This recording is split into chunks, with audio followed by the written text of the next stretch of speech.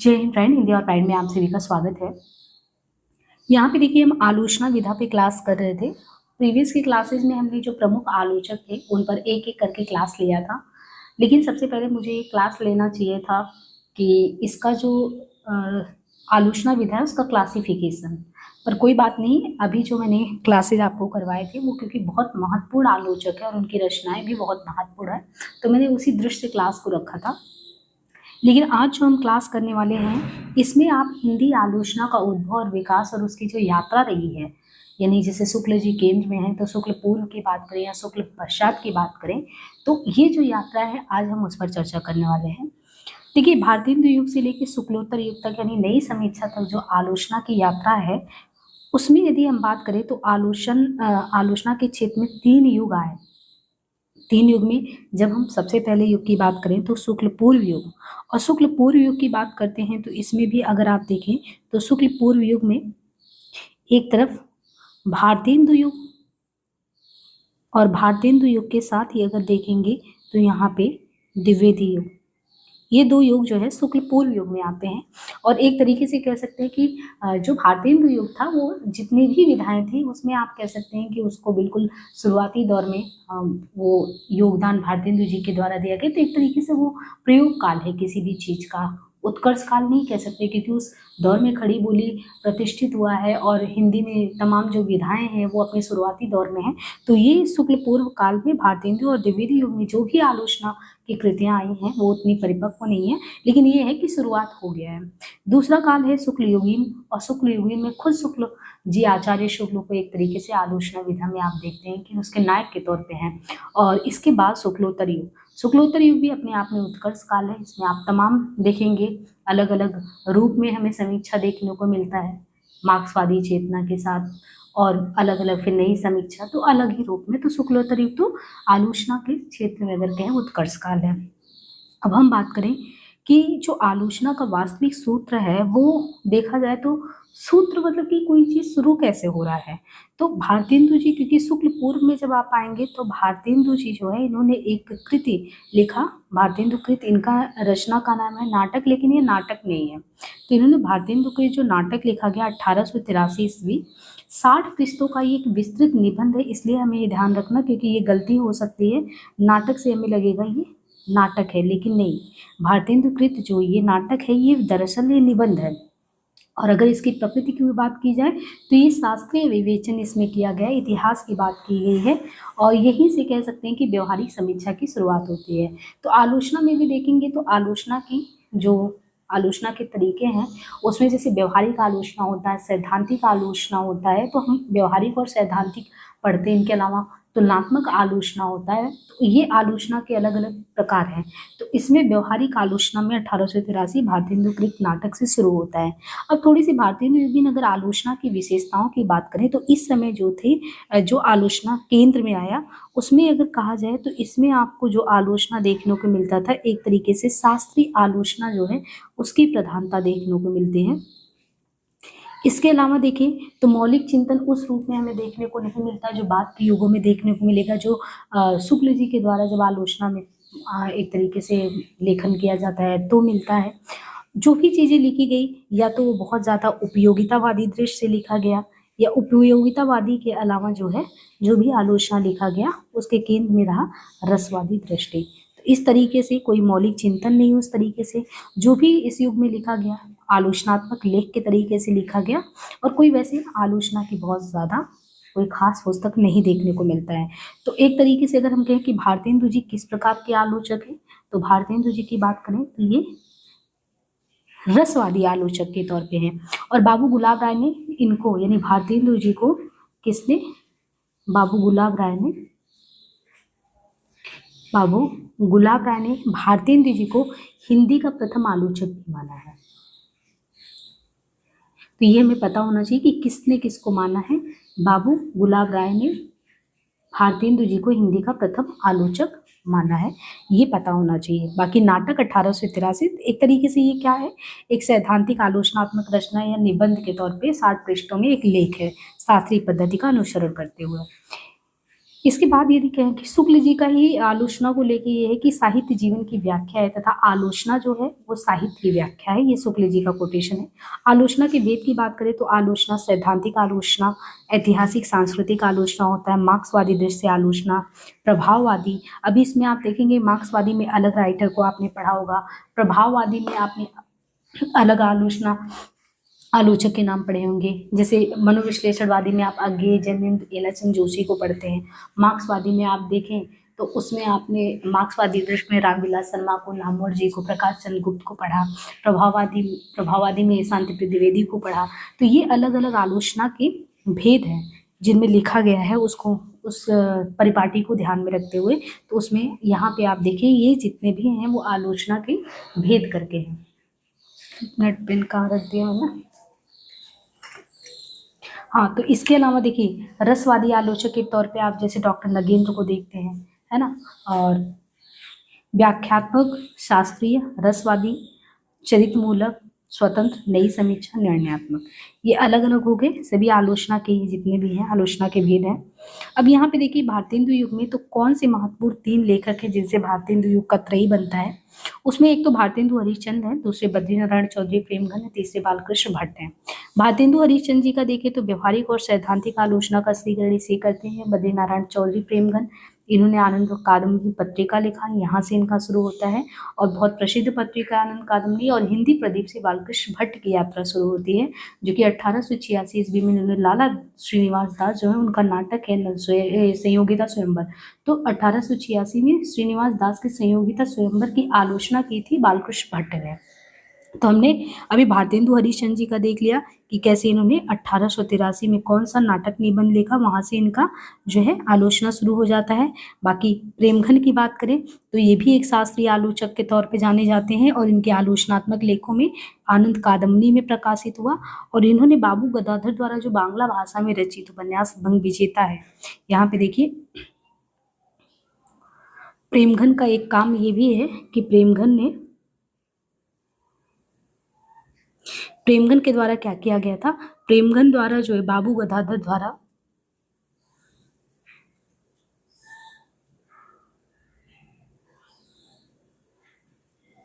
बाबू गदाधर ने बांग्ला में एक उपन्यास लिखा। बांग्ला में जो उपन्यास है बंग विजेता, बंग, ये जो है बांग्ला में बंग विजेता क्या है, एक तरीके से अगर देखें तो ये उपन्यास है। इसकी समीक्षा की कब की थी समीक्षा, 1885 में। तो एक तो इन्होंने किया, दूसरा ये लाला श्रीनिवास द्वारा रचित संयोगिता स्वयंवर नाटक की समीक्षा 1886 में करते हैं। तीसरा हमने देखना है बालकृष्ण भट्ट को। तो बालकृष्ण भट्ट ने ये भी हिंदी, देखिए बालकृष्ण भट्ट को भी हिंदी आलोचना का जनक कहा जाता है, हिंदी आलोचना के जनक। क्यों? क्योंकि देखिए बालकृष्ण भट्ट को एक नहीं 2 लोग कहते हैं कि ये हिंदी आलोचना के अगर देखें तो एक तरीके से ये जनक है, पिता है। उसके पीछे इसका रीजन क्यों होता है, क्योंकि सर्वमान्य तौर पे अगर देखें तो शुक्ल है, शुक्ल प्लस बच्चन, इसको ध्यान रखना है, ये एग्जाम में पूछा जाता है। शुक्ल और बच्चन दोनों ही बालकृष्ण भट्ट को मानते हैं।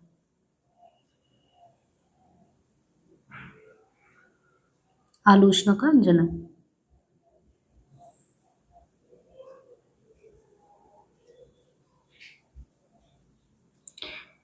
है ना, ये सर्वमान्य है। बाकी ये भी शास्त्रीय आलोचक हैं। इनके आलोचनात्मक लेखों में कई हैं। एक तो नील देवी की समीक्षा किया था इन्होंने, देखिए इन्होंने किया था, एक तो नील देवी की भी समीक्षा की है।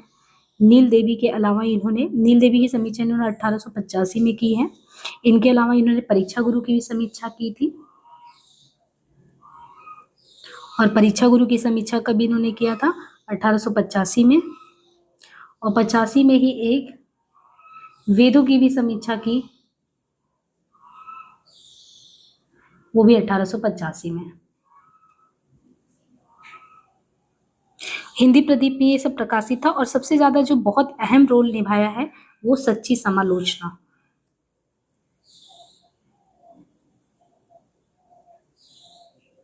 ये जो है संयोगिता स्वयंवर का जो इन्होंने किया है 1886 में, किसका, संयोगिता स्वयंवर का। तो ये जो किया था, ये बहुत अहम रोल इसने अदा किया। तो इस तरीके से भारतेंदु युग में हमने 3 लोगों को देख लिया, भारतेंदु हरिश्चंद्र के नाटक, बद्रीनारायण चौधरी के प्रेमघन आनंद कादम्बनी इससे, और बालकृष्ण भट्ट हिंदी आलोचना के जनक, बच्चन ने और शुक्ल ने माना हिंदी प्रदीप में ने संयुक्त स्वयंवर की आलोचना की।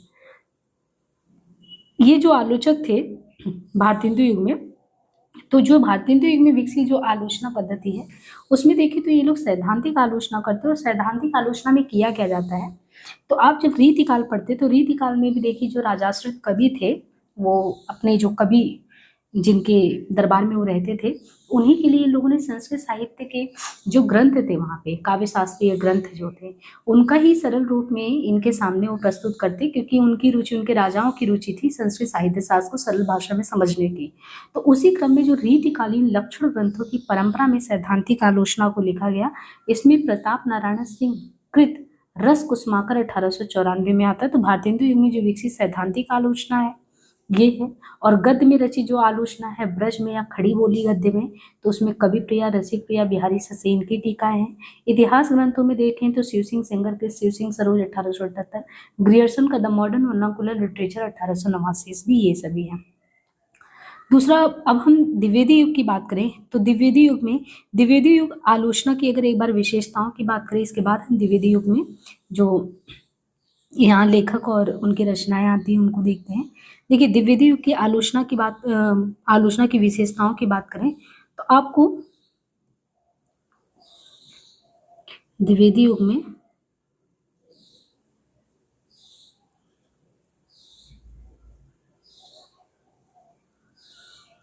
देखिए आलोचना की विशेषताएं हैं, ठीक है। अब द्विवेदी युग की आलोचना की विशेषताओं में आपको जो भी आलोचना देखने को मिलेगा उसमें एक तो सुधारवादी दृष्टिकोण होगा,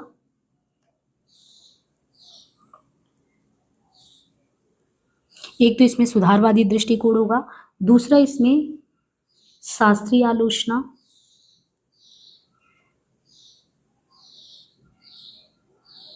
शास्त्रीय आलोचना को आधार, और यहाँ से आप देखेंगे तो मौलिक चिंतन भी दिखने लगता है। जो चीज़ आपको भारतेंदु युग में उसका अभाव देखने को मिलेगा, तो मौलिक चिंतन जो है वो भी देखने को मिलता है। और हिंदी आलोचना का अगर कहा जाए जो सबसे इम्पोर्टेंट है, वास्तविक सूत्रपात अगर करें आलोचना का, तो वास्तविक सूत्रपात जो है वो हमें द्विवेदी युग में देखने को मिल जाता है। तो वास्तविक सूत्रपात हो गया। और आलोचना की अगर विविध शैलियों की बात करें तो यहाँ पे आपको विविध शैलियां भी देखने को मिल जाती हैं, है ना। तो ये पूरा विशेषता हो गया, सुधारवादी दृष्टिकोण, आलोचना का वास्तविक स्वरूप, आलोचना की विविध शैली, लोकवादी दृष्टि, ये सभी हमें भारतेंदु युग में देखने को द्विवेदी युग में देखने को मिलता है। देखिए द्विवेदी युग में अगर देखें तो महावीर प्रसाद द्विवेदी और सरस्वती बहुत ज़्यादा इंपॉर्टेंट है। तो ये पत्रिका दिव्य सरस्वती पत्रिका ने तो बहुत अहम रोल अदा की है। तो महावीर प्रसाद द्विवेदी की सरस्वती पत्रिका, देखिए कवि और कविता करके प्रमुख कृतियों में कवि और कविता, काव्य में उपेक्षिता नारी, इसमें 20 समालोचनाओं का संकलन।